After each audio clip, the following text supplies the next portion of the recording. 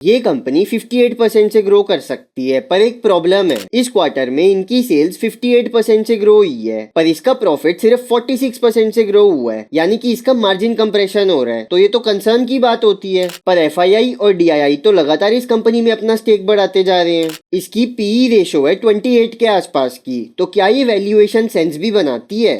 तो आज इस वीडियो को 5 सेगमेंट में कवर करेंगे। सबसे पहले इसका बिजनेस मॉडल समझेंगे, फिर इसके लेटेस्ट रिजल्ट देखेंगे, फिर इसकी कॉन कॉल की बात करके लास्ट में इसकी गाइडेंस और वैल्यूएशन डिस्कस करेंगे और मैं टाइम स्टैम्प्स लगा दूंगा तुम्हारे लिए। तो vintage coffee instant coffee powder की मैन्युफैक्चरिंग करती है और इनके ग्लोबल क्लाइंट्स हैं। अब इनकी कॉफी की रेंज में इनके 3 प्रोडक्ट्स हैं, स्प्रे ड्राइड कॉफी, एग्लोमरेटेड कॉफी और इंस्टेंट चिकरी। और ये एक नए प्रोडक्ट में भी एंटर कर रहे हैं जो कि फ्रीज ड्राइड कॉफी है, जिसके बारे में हम आगे बात करेंगे। इंस्टेंट चिकरी को ये कॉफी के साथ ब्लेंड करते हैं ताकि इनका टोटल कॉफी बनाने का प्राइस डिक्रीज हो जाए। अब इस क्वार्टर में इनका 80% रेवेन्यू एक्सपोर्ट से आया है और 20% रेवेन्यू इंडिया की डोमेस्टिक मार्केट से आया है, मतलब इनका मेजर रेवेन्यू एक्सपोर्ट से आता है। अब एक बात समझो कि जो कॉफी है ना, उसके प्राइसेस फ्लक्चुएट करते रहते हैं, मतलब कभी तो इंक्रीज होते हैं और कभी डिक्रीज हो जाते हैं, जिस वजह से इस कंपनी का रेवेन्यू कॉफी के प्राइसेस के साथ फ्लक्चुएट करता है। लेकिन जो ये वॉल्यूम बेचते हैं ना कॉफी की, वो सेम रहती है। तो सपोज तुम ये मानो कि कॉफी का प्राइस है 10 रुपीज पर केजी और इन्होंने 10 केजी कॉफी बेची, तो मतलब इन्होंने 100 रुपीज की सेल कर दी। लेकिन अगले क्वार्टर में कॉफी का प्राइस हो गया 12 रुपीज पर केजी और तब भी इन्होंने 10 केजी कॉफी की सेल करी, तो इन्होंने 120 रुपीज की सेल कर दी। पर जो इनका एबिट्टा पर केजी होता है ना कॉफी की सेल करके, वो सेम रहता है। तो कॉफी की प्राइस की फ्लक्चुएशन की वजह से जो इनका रेवेन्यू है वो तो इंक्रीज या डिक्रीज हो सकता है, पर जो इनका एबिट्टा पर केजी है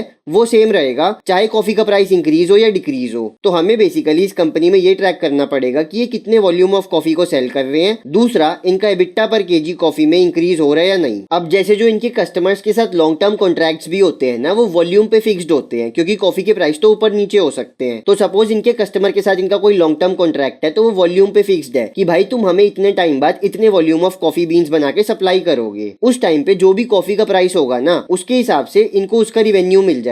मतलब इनके लॉन्ग टर्म कॉन्ट्रैक्ट्स है कस्टमर के साथ, वो वॉल्यूम के लेवल पे फिक्स्ड होते हैं और मतलब उस टाइम पे जो भी कॉफी का प्राइस होगा ना, उस प्राइस पे ये उतनी वॉल्यूम पे चार्ज कर लेंगे अपने कस्टमर को। और बेसिकली ये अपने कस्टमर्स के साथ हर क्वार्टर के बाद कॉफी के प्राइसेस को रिव्यू करते हैं और मतलब जो भी इनके कॉन्ट्रैक्ट होते हैं वो वॉल्यूम के लेवल पे फिक्स्ड होते हैं और उस टाइम पे जो भी कॉफी का प्राइस होता है उसके हिसाब से रिवेन्यू बुक करते हैं। तो मतलब कॉफी की प्राइस की फ्लक्चुएशन की वजह से इस कंपनी को लॉस या प्रॉफिट नहीं होता, क्योंकि उस टाइम पे जो भी कॉफी का प्राइस होगा उसी पे ये सीड्स खरीदेंगे और उसी पे अपना रिवेन्यू बुक करेंगे कस्टमर्स के साथ। अब चलते हैं इनके Q1 FY27 के रिजल्ट्स पे। तो जो इनका रिवेन्यू है वो तो 58% से ग्रो हुआ है ईयर ऑन ईयर के लेवल पे, मतलब ईयर ऑन ईयर के लेवल पे तो कंपनी ने अच्छी ग्रोथ दिखाई है। पर अगर तुम क्वार्टर ऑन क्वार्टर के लेवल पे देखो ना, तो इनका रिवेन्यू डिक्लाइन हुआ है। बट जो Q1 FY27 में इनका रिवेन्यू डिक्लाइन हुआ है ना Q4 FY26 के कंपेरिजन में, वो कंसर्न का साइन नहीं है, क्योंकि बेसिकली इनके बिजनेस में सीजनैलिटी होती है। मतलब जो इनका Q1 और Q2 होता है ना, वो तो इनका वीक क्वार्टर होता है और जो इनका Q3 और Q4 होता है वो इनका स्ट्रॉन्ग क्वार्टर होता है। तो क्योंकि इस बिजनेस में सीजनैलिटी है, तो हम इसके Q4 के रिवेन्यू को Q1 के रिवेन्यू से कंपेयर नहीं कर सकते, ठीक है। तो ईयर ऑन ईयर के लेवल पे इनका रिवेन्यू इंक्रीज हुआ है, जो कि पॉजिटिव साइन है। पर जो क्वार्टर ऑन क्वार्टर के लेवल पे इनका रिवेन्यू डिक्लाइन हुआ है ना, वो भी कोई कंसर्न का साइन नहीं है। अब ये तो मैंने तुम्हें बता दिया कि जब भी कॉफी के प्राइस फ्लक्चुएट करते हैं तो इनका रिवेन्यू का नंबर फ्लक्चुएट हो जाता है, क्योंकि ये ऑन द स्पॉट जो भी कॉफी के प्राइस होते हैं उस पे अपने कस्टमर्स के साथ डील करते हैं। तो बेसिकली हमें ये चेक करना होता है कि इन्होंने कितने वॉल्यूम ऑफ कॉफी बेची और दूसरा उतनी वॉल्यूम ऑफ कॉफी बेचने पर इनका एबिट्टा पर केजी कितना था। ये दो चीजें हमें ट्रैक करनी होती है, ठीक है। तो होना क्या चाहिए, इनकी वॉल्यूम ऑफ कॉफी जो ये सेल करते हैं वो इंक्रीज होनी चाहिए ईयर ऑन ईयर के लेवल पे, और दूसरा एबिट्टा पर केजी जो इनका है वो भी इंक्रीज होना चाहिए। मतलब 1 केजी कॉफी बेच के अब उस पर ज्यादा एबिट्टा बना पाए, तभी कंपनी के लिए अच्छा होगा, ठीक है। तो Q1 FY27 में इन्होंने 1856 मेट्रिक टन कॉफी बेची है और इनका एबिट्टा पर केजी था 157 के आसपास का। जबकि इस क्वार्टर में इन्होंने 2402 मेट्रिक टन कॉफी बनाई थी, पर उसमें से सिर्फ 1800 मेट्रिक टन के आसपास सेल करी है। तो बची हुई इन्होंने अपनी इन्वेंट्री में रख ली, जिसको ये अब अगले क्वार्टर में यानी कि Q2 में सेल करेंगे। अब देखो, पिछले साल तक तो इस कंपनी के पास 6500 मेट्रिक टन की कैपेसिटी थी कॉफी बनाने की, और इस साल इन्होंने उसको बढ़ा के 4500 मेट्रिक टन की कैपेसिटी और ऐड कर दी थी, यानी कि इस साल इनके पास 11000 मेट्रिक टन की कैपेसिटी है कॉफी बनाने की, जिसको ये बोल रहे थे कि हम इसको इस साल 90 से 95% यूटिलाइजेशन पे चलाएंगे। तो अगर तुम ये कैलकुलेट करो कि इन्होंने इस साल 4500 मेट्रिक टन की नई कैपेसिटी लगाई है और पिछले साल तक इनके पास 6500 मेट्रिक टन की कैपेसिटी थी, और उस 4500 मेट्रिक टन की कैपेसिटी को ये 90% यूटिलाइजेशन पे चलाएंगे, तो इनकी सेल्स 60% से ग्रो होनी चाहिए थी ईयर ऑन ईयर के लेवल पे और इनकी सेल्स 58% से ग्रो हुई है। मतलब इन्होंने अपनी गाइडेंस को अचीव ही किया है इस बेसिस पे तो। और ये बात तो तुम समझ गए कि जैसे जैसे कॉफी के प्राइस फ्लक्चुएट करते हैं वैसे वैसे जो ये वॉल्यूम ऑफ कॉफी बेचते हैं वो तो सेम रहेगी, पर क्योंकि कॉफी के प्राइस फ्लक्चुएट कर जाएंगे कि 1 kg कॉफी का रेट बढ़िया कम हो जाएगा तो इनकी सेल्स का नंबर ऊपर नीचे हो जाता है। उस वजह से तो हमें इनकी वॉल्यूम को ट्रैक करना पड़ता है। और इसी वजह से अगर तुम इनकी कैपेसिटी एक्सपेंशन की गाइडेंस देखो ना कि पिछले साल इनके पास 6500 मेट्रिक टन की कैपेसिटी थी और उस पे इन्होंने इस साल 4500 मेट्रिक टन की और कैपेसिटी ऐड कर दी है और उस 4500 मेट्रिक टन वाली कैपेसिटी को ये 90 से 95% यूटिलाइजेशन पे चला देंगे। तो बेसिकली अगर ये जितनी भी कैपेसिटी बनाएंगे अपनी कॉफी की उसको सारे को सेल कर देंगे ना तो ये अपनी सेल्स को 60% के आसपास ग्रो करेंगे इस साल के लेवल पे, जो इन्होंने किया भी है। और कॉफी की मार्केट पे बेसिकली मैनेजमेंट ये बोल रही है कि क्योंकि अब की बार जो कॉफी की क्रॉप की प्रोडक्शन है ना ब्राजील में वो अच्छी खासी हो रही है तो इनको ये लगता है कि गोइंग फॉरवर्ड कॉफी के प्राइसेस स्टेबल रहेंगे। मतलब यहाँ से ना तो इंक्रीज होंगे और ना डिक्रीज होंगे, बट ऑब्वियसली हमें ट्रैक करना पड़ेगा इस चीज को। अब इनकी सेल्स तो 58% से ग्रो हुई है लेकिन इनका एबिटा 75% से ग्रो हुआ है क्योंकि इस कंपनी का एबिटा मार्जिन एक्सपैंड हुआ है। पिछले साल इसी क्वार्टर में इस कंपनी का एबिटा मार्जिन था 18% का, जो इस साल एक्सपैंड होकर 20% के आसपास आ गया है। तो सबसे पहले ये समझो कि इनका एबिटा मार्जिन एक्सपैंड क्यों हो रहा है। तो क्योंकि जो इन्होंने नई कैपेसिटी लगाई है ना उसकी यूटिलाइजेशन इंप्रूव हो रही है, यानी कि उस कैपेसिटी में अब ये और कॉफी बना पा रहे हैं जिस वजह से इनका एबिटा मार्जिन एक्सपैंड हो रहा है। मतलब इस कंपनी को ऑपरेटिंग लेवरेज मिल रहा है। पर मैनेजमेंट ने ये बोला कि FY27 में यानी कि इस साल जो इनकी नई कैपेसिटी आई है ना 4500 मेट्रिक टन वाली उसको ये 90-95% यूटिलाइजेशन पे चला देंगे। तो गोइंग फॉरवर्ड यहाँ से इनका एबिटा मार्जिन एक्सपैंड नहीं होगा। मतलब इन्होंने कहा है कि 0.5 से 1% से एक्सपैंड होगा मैक्स टू मैक्स, उससे ज्यादा एक्सपैंड नहीं होगा। पर तुम यही मानो कि गोइंग फॉरवर्ड इस साल कंपनी को यहाँ से एबिटा मार्जिन एक्सपेंशन नहीं मिलेगा और ये अपना 20% के आसपास का ये एबिटा मार्जिन मेंटेन करेंगे इस साल। लेकिन क्योंकि अगले साल यानी कि FY28 में ये एक नई कैपेसिटी लगा रहे हैं फ्रीज ड्राइड कॉफी की। देखो अभी तो ये स्प्रे ड्राइड और एग्लोमरेटेड कॉफी बेचते हैं और उसमें इनका एबिटा मार्जिन कम होता है, लेकिन FY28 में ये फ्रीज ड्राइड कॉफी की कैपेसिटी लगा रहे हैं और फ्रीज ड्राइड कॉफी ना प्रीमियम कॉफी होती है और इसमें इनका एबिटा मार्जिन ज्यादा होता है। तो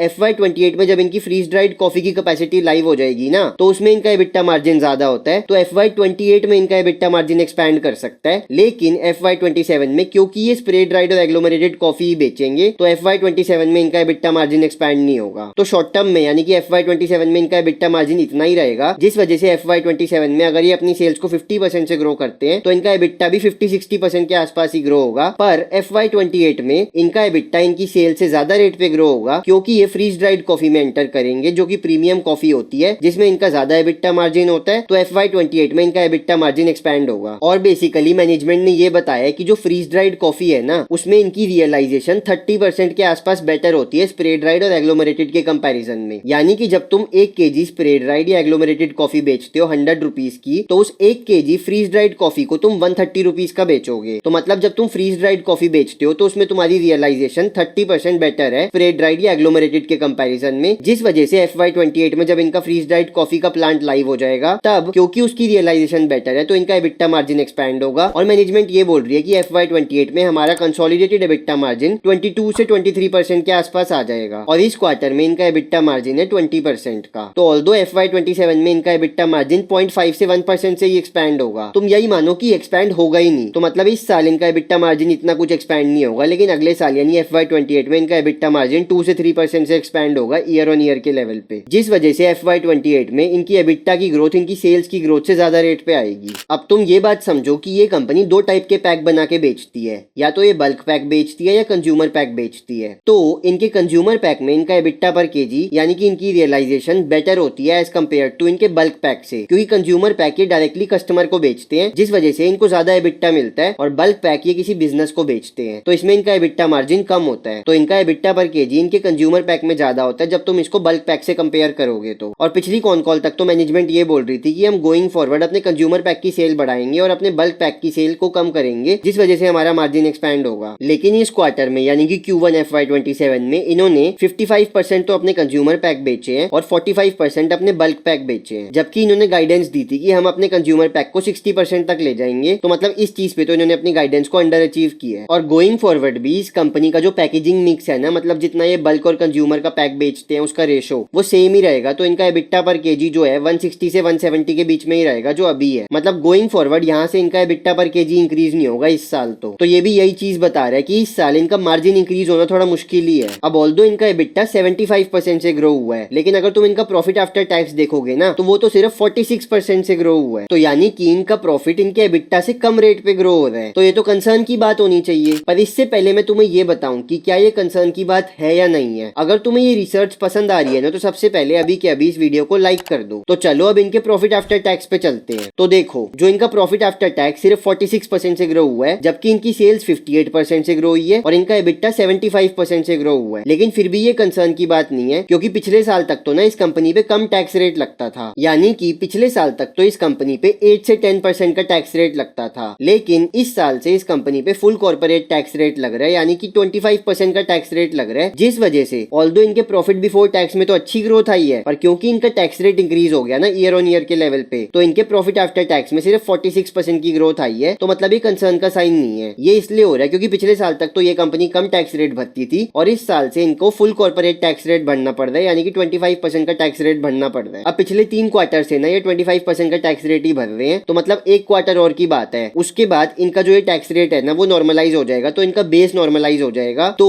एक क्वार्टर के बाद से इनके पैट की ग्रोथ और इनके एबिटा की ग्रोथ सेम रेट पे आनी चाहिए। तो मतलब सिर्फ अगले क्वार्टर तक तुम्हें ये दिखेगा कि जो इनका पैट है वो इनके एबिटा से कम रेट पे ग्रो करेगा, क्योंकि जो इनका टैक्स रेट है वो इंक्रीज होएगा अगले क्वार्टर में भी, यानी कि 25% के आसपास आएगा। और पिछले साल इसी क्वार्टर में वो टैक्स रेट 9-10% के अराउंड था। लेकिन उसके बाद से जो ये बेस है ना 25% टैक्स रेट का, ये नॉर्मलाइज हो जाएगा, तो इनके पैट और इनके एबिटा में सेम लेवल पे ग्रोथ आएगी। तो मतलब जो इनका पैट इनके एबिटा से कम रेट पे ग्रो कर रहा है ना वो कंसर्न का साइन नहीं है। अब बात करते हैं केपेक्स की, कि ये कंपनी ग्रो करने के लिए क्या क्या केपेक्स कर रही है और इनकी जो कैपेसिटी है वो कितने % यूटिलाइजेशन पे चल रही है। तो ये तो मैंने तुम्हें ऑलरेडी बता दिया कि पिछले साल तक इनके पास 6500 मेट्रिक टन कॉफी बनाने की कैपेसिटी थी और इस साल इन्होंने 4500 मेट्रिक टन की कैपेसिटी और ऐड करी है। और बेसिकली जो इन्होंने नई कैपेसिटी ऐड करी है ना उसको इस क्वार्टर में यानी कि Q1 FY27 में इन्होंने 90% यूटिलाइजेशन पे चलाया है, जिससे इन्होंने 2400 मेट्रिक टन के आसपास की कॉफी को प्रोड्यूस की है और उसमें से 1800 टन के आसपास को सेल कर दिया और बची हुई अपने पास स्टोर कर ली Q2 में, जिसको ये सेल कर देंगे। ठीक है, तो बेसिकली इन्होंने इस साल अपनी कैपेसिटी को ऑलमोस्ट 70% से इंक्रीज किया है, जिसको ये बोल रहे हैं कि हम इस साल 90% यूटिलाइजेशन पे चला देंगे। बेसिकली कॉन कॉल में इनकंसिस्टेंसी है, मतलब कहीं तो मैनेजमेंट कह रही है कि हम इसको 90% यूटिलाइजेशन पे चलाएंगे और कहीं पे कह रही है कि हम 100% यूटिलाइजेशन पे चलाएंगे। तो तुम क्या करो कि तुम लोअर एंड ही पकड़ लो कि ये अपनी कैपेसिटी को 90% यूटिलाइजेशन पे चला देंगे इस साल। ठीक है, तो अगर ये अपनी कैपेसिटी को 90% यूटिलाइजेशन पे भी चलाएंगे तो भी इनकी सेल्स में 60% की ग्रोथ आनी चाहिए ईयर ऑन ईयर के लेवल पे। मतलब इस साल ये पिछले साल के कंपैरिजन में 60% ज्यादा कॉफी प्रोड्यूस कर पाएंगे, क्योंकि इनकी कैपेसिटी इंक्रीज हुई है और उसको ये 90% पे चलाएंगे। तो मतलब इनकी सेल्स में 60% के आसपास की ग्रोथ आनी चाहिए, वॉल्यूम ग्रोथ। और सेल्स का रिवेन्यू ग्रोथ तो मैंने तुम्हें बताया ही है कि कॉफी की प्राइस की फ्लक्चुएशन के साथ ऊपर नीचे होता है, तो बेसिकली हमें वॉल्यूम ग्रोथ देखनी होती है और एबिटा पर केजी की ग्रोथ देखनी होती है। अब देखो,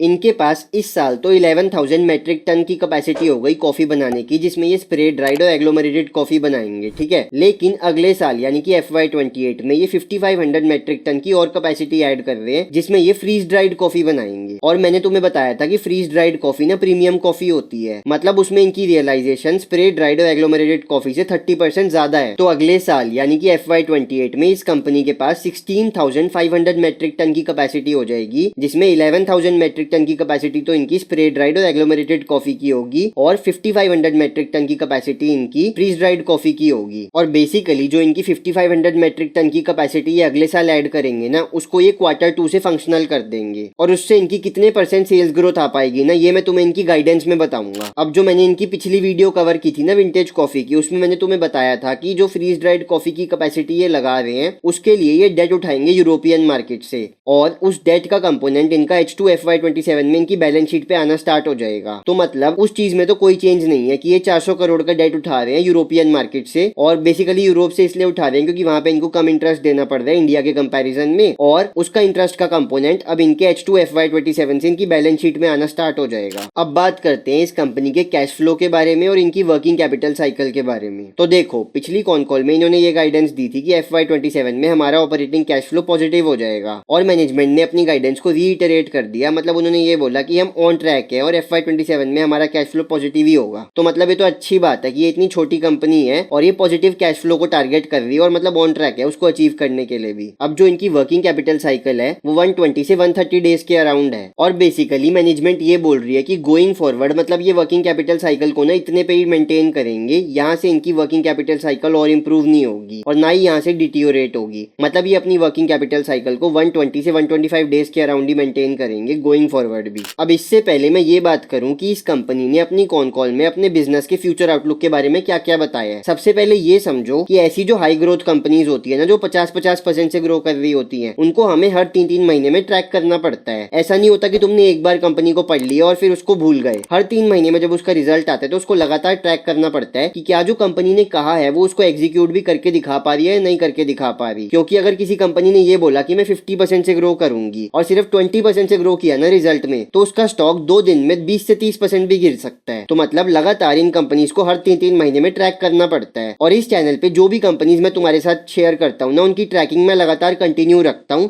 तो अगर तुमने अब तक चैनल को सब्सक्राइब नहीं किया तो सबसे पहले अभी के अभी इस चैनल को सब्सक्राइब कर लो, क्योंकि जो भी कंपनीज मैंने तुम्हें बता दी उनको लगातार हर 3-3 महीने में ट्रैक करना पड़ेगा, जो मैं इस चैनल पे कवर करता रहूंगा। तो चलो अब इनकी कॉन कॉल पे चलते हैं। तो सबसे पहले जो ये वॉर हुई है, मतलब जियोपॉलिटिकल टेंशन हुई है, उससे इस कंपनी को नेग्लिजिबल इंपैक्ट आया है, क्योंकि ये बहुत कम प्रोडक्ट्स अपने मिडिल ईस्ट में सप्लाई करते हैं। तो बेसिकली इस कंपनी को इतना इंपैक्ट नहीं आया इस वॉर की वजह से। बट क्योंकि एनर्जी के प्राइसेस इंक्रीज हो गए थे, मतलब डीजल के, एलपीजी के, इन सब के प्राइसेस इंक्रीज हो गए थे, तो थोड़ा बहुत इनका ट्रांजिट कॉस्ट यानी लॉजिस्टिक्स कॉस्ट का प्राइस तो इंक्रीज हुआ था, बट वैसे इन पे इतना कोई इंपैक्ट नहीं आया इस वॉर की वजह से। अब देखो, जो कॉफी बीन्स है यानी कि जो इनका रॉ मटेरियल है, उसके प्राइस तो फ्लक्चुएट करते रहते हैं। तो बेसिकली ये कंपनी अपने मार्जिन प्रोटेक्ट करने के लिए क्या करती है कि सपोज इनके कस्टमर ने इनको ऑर्डर दिया कि भाई हमें कॉफी सप्लाई करो, तो जब इनका कस्टमर इनको ऑर्डर देता है ना, उसी टाइम पे ये कॉफी बीन्स को उसी रेट पे, मतलब उस टाइम पे जो भी रेट चल रहा होता है उस पे प्रोक्योर कर लेते हैं और अपने कस्टमर से कॉफी का वही रेट चार्ज कर लेते हैं, ताकि अगर कॉफी प्राइस में फ्लक्चुएशन हो ना तो इनके मार्जिन पे इंपैक्ट ना आए। और जिन कस्टमर्स के साथ इनके लॉन्ग टर्म कॉन्ट्रैक्ट्स भी होते हैं ना कि भाई तुम हमें अगले 2 या 3 साल तक कॉफी सप्लाई करोगे, उसमें भी जो ये कॉफी के प्राइसेस डिसाइड करते हैं ना, वो क्वार्टरली बेसिस पे करते हैं। मतलब हर 3-3 महीने में ये प्राइसेस को रिव्यू करते हैं। और मतलब अगर कॉफी की प्राइस में जैसी फ्लक्चुएशन आती है, सपोज वो इंक्रीज हो गई या डिक्रीज हो गई, तो हर 3-3 महीने में ये उस कॉन्ट्रैक्ट में कॉफी के प्राइसेस को ऊपर नीचे कर देते हैं, जिस वजह से कॉफी की प्राइस की फ्लक्चुएशन आने के बाद भी इनके मार्जिन प्रोटेक्टेड रहते हैं। और ये तो मैंने तुम्हें ऑलरेडी बता दिया कि ये अगले साल 5500 मेट्रिक टन की फ्रीज ड्राइड कॉफी की कैपेसिटी भी लगा रहे हैं, और उसमें भी इनके पास अपने कस्टमर से लेटर ऑफ इंटेंट पड़ा हुआ है। मतलब इनके कस्टमर ने इनको पहले से ही लेटर ऑफ इंटेंट दे रखा है कि अगले साल हम तुमसे इतने वॉल्यूम फ्रीज ड्राइड कॉफी खरीद लेंगे। तो मतलब इस कंपनी की डिमांड में तो इतनी कोई प्रॉब्लम नहीं है। और बेसिकली हमें ट्रैक करना पड़ेगा कि क्या वो कस्टमर इनसे कॉफी खरीदते हैं या नहीं खरीदते, क्योंकि लेटर ऑफ इंटेंट तो एक चीज होती है पर प्रोडक्ट परचेज करना अलग चीज होती है। तो मतलब इस कंपनी की ट्रैकिंग तो ऑब्वियसली कंटिन्यू ही रखेंगे अपने चैनल पे। और बेसिकली जो इनके पास लेटर ऑफ इंटेंट पड़े हुए हैं ना अपने कस्टमर से, उसमें कस्टमर ने इनको वॉल्यूम बता दी कि तुम हमें इतने वॉल्यूम ऑफ कॉफी बना के सप्लाई करोगे, और प्राइसेस ये तब डिसाइड करेंगे, मतलब उस टाइम पे जो भी कॉफी का रेट होगा उसके हिसाब से प्राइसेस डिसाइड कर लेंगे। और FY27 में भी जो इनके कॉन्ट्रैक्ट्स हैं इनके कस्टमर्स के साथ कि भाई तुम हमें इतने वॉल्यूम ऑफ कॉफी सप्लाई करोगे, वो भी वॉल्यूम पे बेस्ड है, क्योंकि प्राइसेस तो ये क्वार्टरली रिव्यू करते हैं, और जब भी कॉफी का प्राइस ऊपर नीचे होगा तो उसके हिसाब से प्राइस एडजस्ट कर लेंगे। तो मतलब इनके पास ना वॉल्यूम की विजिबिलिटी है गोइंग फॉरवर्ड, जिस वजह से जो ये एक्सपेंशन कर रहे हैं ना अपनी कैपेसिटी का, ऐसा नहीं है कि भाई तुम एक्सपैंड कर लो और उससे प्रोडक्ट बना दो और उस प्रोडक्ट को सप्लाई करने के लिए कोई नहीं है। मतलब तुम अपनी फैक्ट्री में प्रोडक्ट तो बना रहे हो पर उसको बेच ही नहीं पा रहे, ऐसा नहीं होगा। इनके कस्टमर से इनके पास ऑलरेडी डिमांड आई पड़ी है प्रोडक्ट की, जिस वजह से ये एक्सपैंड कर रहे हैं, और बाकी इसको ट्रैक तो करना ही पड़ेगा। अब फाइनली सबसे इंपॉर्टेंट टॉपिक पे बात करते हैं कि इस कंपनी ने ग्रो करने की क्या गाइडेंस दे रखी है और इस कंपनी की वैल्यूएशन क्या बनती है। तो देखो, अगर कॉफी के प्राइसेस जो Q1 FY27 में है उसके आसपास ही रहते हैं, मतलब स्टेबल रहते हैं, और अगर तुम इनके केपेक्स को भी कंसिडर करो ना कि इन्होंने 4500 MTPA की नई कैपेसिटी लगाई है, और पिछले साल तक इनके पास 6500 MTPA की कैपेसिटी थी, और ये जो इन्होंने इस साल नई कैपेसिटी लगाई है उसको 90% यूटिलाइजेशन पे चला देंगे। तो बेसिकली ये कंपनी अपनी सेल्स को इस साल 58 से 60% के आसपास ग्रो कर सकती है। और मैनेजमेंट ने यही गाइडेंस दी है कि अगर कॉफी के प्राइसेस स्टेबल रहते हैं, मतलब जो Q1 FY27 में थे वही रहते हैं, तो इस साल हमारा रिवेन्यू 850 से 900 करोड़ के आसपास आ जाएगा। और इनका पिछले साल का रिवेन्यू है 553 करोड़ का, यानी कि इस साल ये अपने रिवेन्यू को 58 से 60% के आसपास ग्रो करेंगे। ठीक है, तो FY27 में ये अपनी सेल्स को 60% के आसपास से ग्रो करेंगे। पर क्योंकि इनका टैक्स रेट बढ़ गया ना, मतलब इनको 25% टैक्स रेट देना पड़ रहा है, और पिछले साल तक ये 9 से 10% का टैक्स रेट देते थे, तो इनके प्रॉफिट में 45 से 50% की ग्रोथ आएगी ईयर ऑन ईयर के लेवल पे। और मैनेजमेंट ने ये भी बोला कि इनका जो एबिटा मार्जिन है वो 0.5 से 1% से एक्सपैंड होगा, पर तुम यही मानो कि इनका मार्जिन एक्सपैंड ही नहीं होगा एबिटा के लेवल पे। तो ये अपने प्रॉफिट को ना 45 से 50% के आसपास ग्रो करेंगे ईयर ऑन ईयर के लेवल पे FY27 में। लेकिन एक क्वार्टर और के बाद इनका जो टैक्स रेट है वो 25% वाला वो नॉर्मलाइज हो जाएगा, मतलब उसका बेस नॉर्मलाइज हो जाएगा। तो गोइंग फॉरवर्ड इनके पैट और इनके एबिटा में सेम रेट पे ग्रोथ आएगी। अब बात करते हैं कि FY28 में ये अपनी सेल्स को और अपने पैट को किस रेट पे ग्रो कर सकते हैं। तो देखो, ये तो मैंने तुम्हें बता दिया कि ये FY28 में 5500 मेट्रिक टन की कैपेसिटी लगाएंगे फ्रीज ड्राइड कॉफी की, और FY27 में इनके पास 11,000 मेट्रिक टन की कैपेसिटी है स्प्रे ड्राइड और एग्लोमरेटेड कॉफी की। और इनकी फ्रीज ड्राइड कॉफी में इनकी रियलाइजेशन 30% बेटर होती है स्प्रे ड्राइड के कंपैरिजन में। पर ये कंपनी अपनी फ्रीज ड्राइड कॉफी की कैपेसिटी Q2 FY28 से फंक्शनल करेगी, यानी कि जो इनकी फ्रीज ड्राइड कॉफी की कैपेसिटी है वो सिर्फ 9 मंथ चलेगी 12 मंथ के पीरियड में। और जो ये फ्रीज ड्राइड कॉफी की कैपेसिटी 9 मंथ चलाएंगे ना, उसको भी ये 60 से 65% यूटिलाइजेशन पे चलाएंगे। तो इनकी कैपेसिटी आ कितने की रही है? 5500 मेट्रिक टन की कैपेसिटी आ रही है फ्रीज ड्राइड कॉफी की, जो ये 9 मंथ चलाएंगे और उसको भी 60 65% यूटिलाइजेशन पे चलाएंगे। पर इनकी फ्रीज ड्राइड कॉफी में इनकी जो रियलाइजेशन है वो स्प्रे ड्राइड से 30% ज्यादा होती है। ठीक है, तो अब मैं तुम्हें बताता हूँ कि इनके एबिटा में कितनी ग्रोथ आएगी। ध्यान से सुनना। फ्रीज ड्राइड कॉफी की कैपेसिटी 5500 मेट्रिक टन की है, पर चल रही है 9 मंथ, यानी कि 3/4 ऑफ द ईयर चल रही है। तो फॉर्मूला क्या हो गया? 5500 इंटू 3/4, और कितने परसेंट यूटिलाइजेशन पे चल रही है? 65%। तो इसको 0.65 से मल्टीप्लाई कर देंगे। पर इसकी रियलाइजेशन बेटर होती है 30% स्प्रे ड्राइड और एग्लोमरेटेड के कंपैरिजन में, तो इसको 1.30 से मल्टीप्लाई कर देंगे। तो यानी कि एग्जैक्ट कैपेसिटी का फॉर्मूला बन जाएगा 5500 इंटू 3/4 इंटू 0.65 इंटू 1.30। छोड़ो, अगर तुम्हें ये समझ नहीं आया तो इसको छोड़ो, मैं तुम्हें फाइनल नंबर बता देता हूँ। तो मतलब अगर नेट इन नेट में तुम्हें बताऊं ना, तो FY28 में ये अपनी सेल्स को 24 से 25% से ग्रो करेंगे और अपने प्रॉफिट को 35% के आसपास ग्रो करेंगे FY28 में। और जो इन्होंने पिछली कॉन कॉल में बताया था ना, ये उससे डिफरेंट है। मतलब पिछली कॉन कॉल में इन्होंने कहा था कि FY28 में हम अपनी पूरी 5500 की कैपेसिटी को फंक्शनल कर देंगे, पर इस कॉन कॉल में मैनेजमेंट ने अपनी सारी गाइडेंस चेंज कर दी है। तो